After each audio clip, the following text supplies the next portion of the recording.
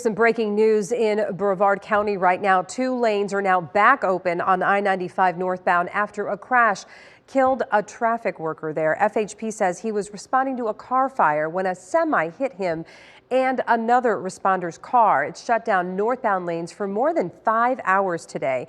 West 2's Megan Moriarty is live along I-95 where some traffic is now moving. Megan. Nancy, they did open 2 of those lanes, but the right shoulder and right lane there are still blocked off as they're working to fix the guardrail there. This all happened around 9 this morning when traffic workers were working to keep drivers away from a car fire. A semi-truck driver says he didn't see them. A traffic worker is dead after a semi slammed into his truck on I-95 in Mims. 2 traffic incident responders were sitting inside their aeroboard truck, which signals to drivers to move over when troopers say the semi hit them. The driver states he didn't see the aeroboard. He ran right in the back of that aeroboard truck, which propelled it further north up along the guardrail here. The driver died instantly, and the 42-year-old passenger was airlifted to a nearby hospital.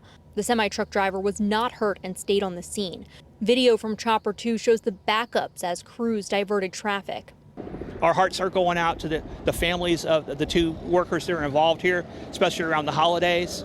We're in the process of notifying his family, which is one of the toughest part of this job, is notifying these families of these tragic events. Troopers say they did everything right. There were cones here blocking off this right lane, and they had message boards signaling that there was a crash ahead. So the question is, how and why did this happen? This is just completely senseless that people would not be paying attention. Clearly, there's lots of lights and cones and so forth. We're trying to look to see if there's any distractions or anything like that. Florida Highway Patrol wants this tragedy to serve as a reminder to slow down, especially if you see emergency vehicles. Just pay attention. Don't drive fatigued and don't drive distracted. We learned that the driver who was killed was in his 30s. We haven't received an update yet on the condition of the other man who was the passenger. He did have surgery later this afternoon. Covering Brevard County live near I-95, Megan Moriarty, West 2 News.